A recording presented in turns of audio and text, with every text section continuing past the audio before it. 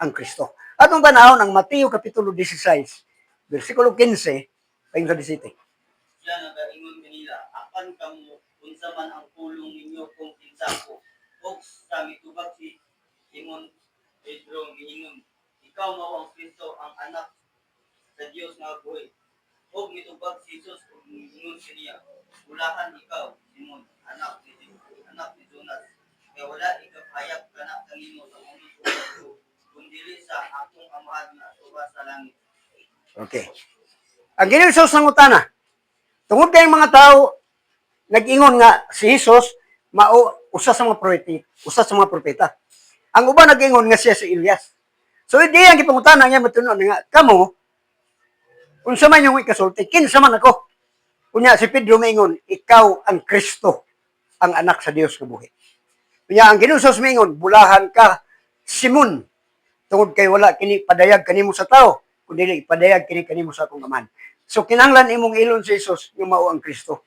Ang pagdeklarar ni Pedro maoy pagpadayag sa Aman ngadto kaniya kung kinsa si Jesus. Sa buhat 5 42.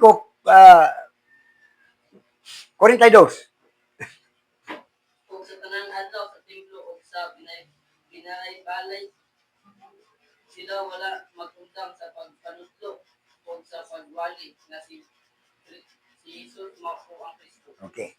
Ang mga apostoles kaniadto, ang unang mga kinabig, wala sila maundang sa pagbalay-balay, house to house. Aron sa pagwali nga si Jesus mao ang Kristo. Kung sa unang-una, tuuhan nato nga kining Jesus mao ang Kristo. Ikaduha, ilhon si Jesus nga Ginoo.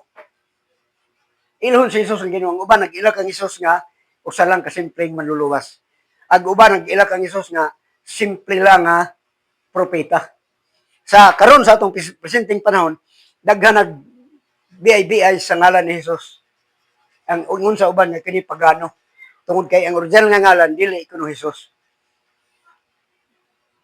Matud pa nila nga sumala sa Biblia, walay lain nga ngalan. Kundi kadtong original nga ngalan nga gitawag og Yahshua. Ang original ani is Yehoshua sa Hebro.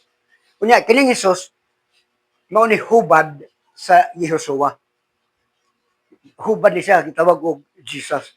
So dili ni siya lain nga ngalan, kundi hubad ni sa original sa atong pinulungan. Kay Bisaya man ta o Pilipino man ta, mugamit kita sa atong kaugalingong pinulungan. Dili kita mugamit sa dili ato. Dili kita magpakaron inon. Dili kita magpakahudiyo. Kaya ang Biblia nag-ingon nga ang nagpakahudiyo sinaguga ni Satanas. Mao ning wala nila makiki.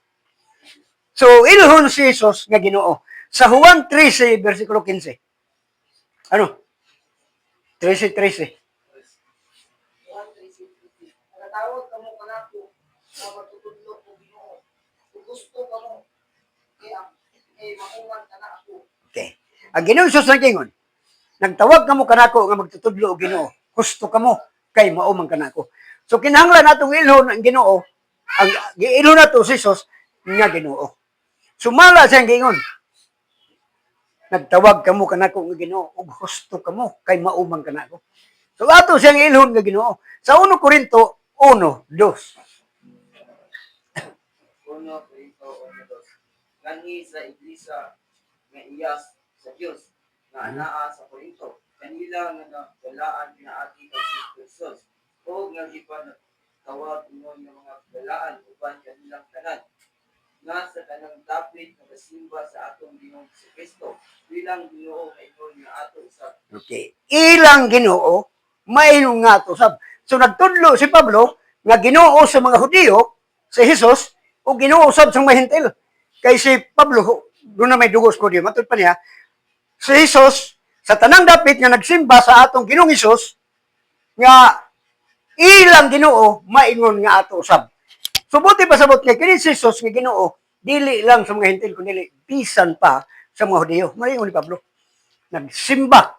So kung imong tanaw nagsimba sila sa Ginoong Jesus, walay lain nga simbahon gawa sa Dios.